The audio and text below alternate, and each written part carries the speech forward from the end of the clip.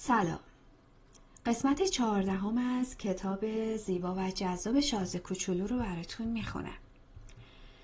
شهریار کوچولو در اومد که آدم ها میچپن تو قطارهای تندرو، اما نمیدونن دنبال چی میگردن. اینه که بنا میکنن دور خودشون چرخک زدن. و بعد گفت اینم شد کار. چایی که بهش رسیده بودیم اصلا به چاهای کویری نمیمونست. چای کویری یک چاله ساده است وسط شنها. این یکی به چاهای واهی میمونست، اما اون دوروبر واهی نبود و من فکر کردم دارم خواب میبینم. گفتم عجیبه، قرقره و سطل و تناب، همه چیز رو به راهه.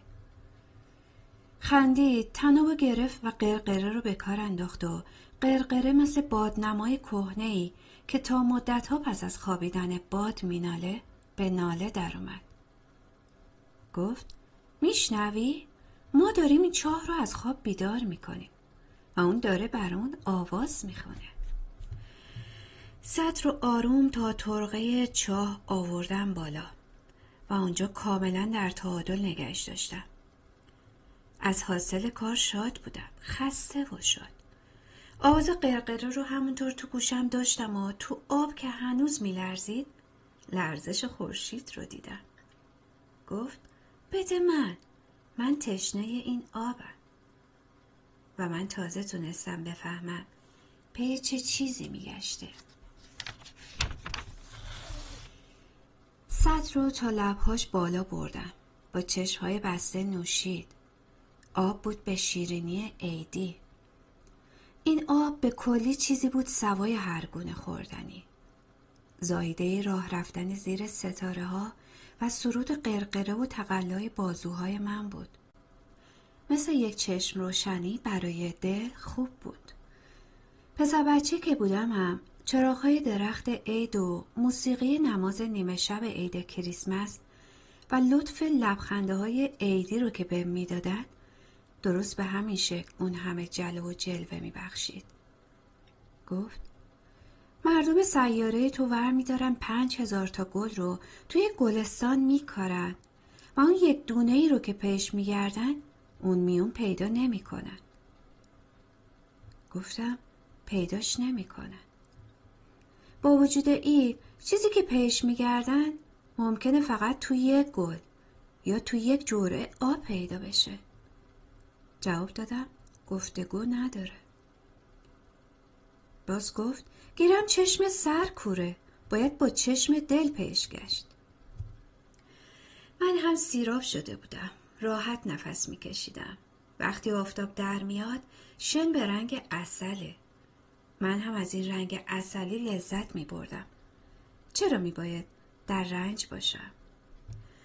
شهریار کوچولو که باز گرفته بود کنار من نشسته بود با لطف بهم گفت هی رو قولت وایسی ها. کدوم قول؟ یادت رفته؟ یک پوزه بند برای برم.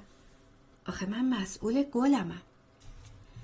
طرحهای اولیم رو از جیبم در آوردم، نگاهشون کرد و خندون گفت بابابهات یه خورده شبیه کلم شده. ای وای، منو بگو که انقدر به بابابها مینازیدم. روباهت گوشهاش بیشتر به شاخ میمونه، زیادی درازن. و باز زد زیر خنده. آقا کوچولو داری بی انصافی میکنی ها. من جز بوههای بسته و بوههای باز چیزی بلد نبودم بکشم که. گفت خب مهم نیست، عوضش بچه ها سرشون تو حسابه. با مداد یک پوزه بند کشیدم دادم دستش و با دل فشرده گفتم تو خیالاتی به سر داری که من ازشون بیخبرم. اما جواب منو نداد. بهم گفت میدونی فردا سال به زمین اومدن منه. بعد پس از لحظه سکوت دوباره گفت همین نزدیکی ها پایین اومدن.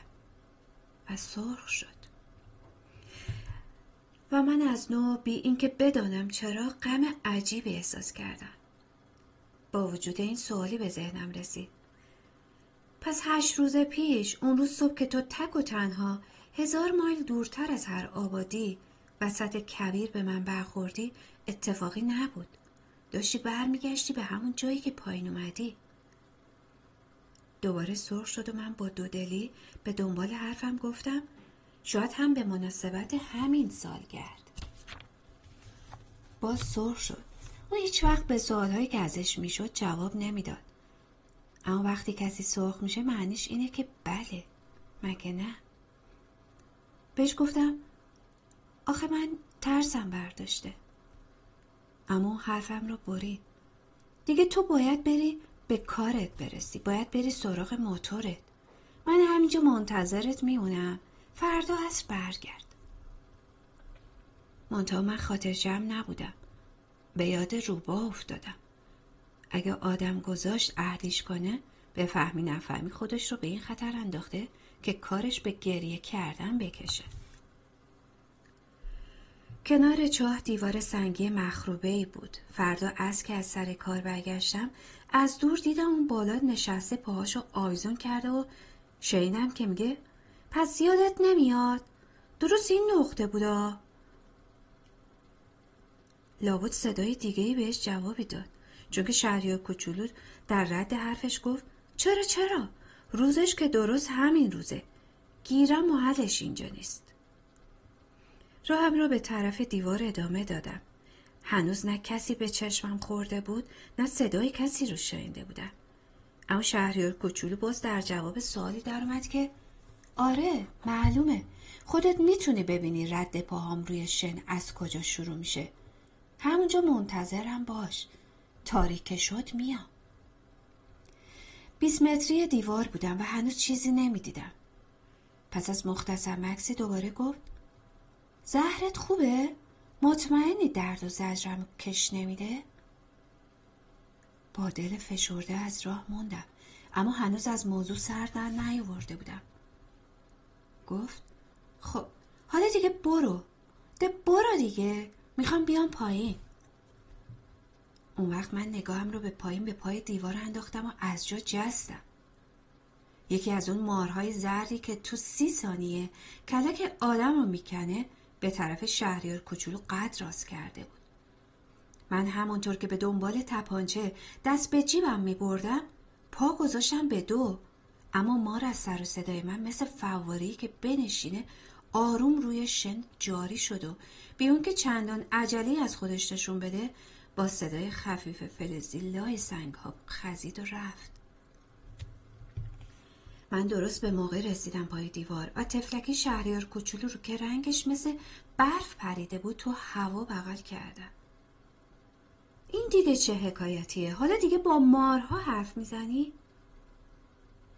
شاله زردش رو که مدام به گردن داشت باز کردم، به شقیقه هاش آب زدم و جوری بهش نوشوندم.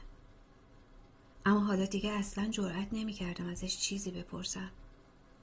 با وقار به من نگاه کرد و دستش رو دور گردنم انداخت.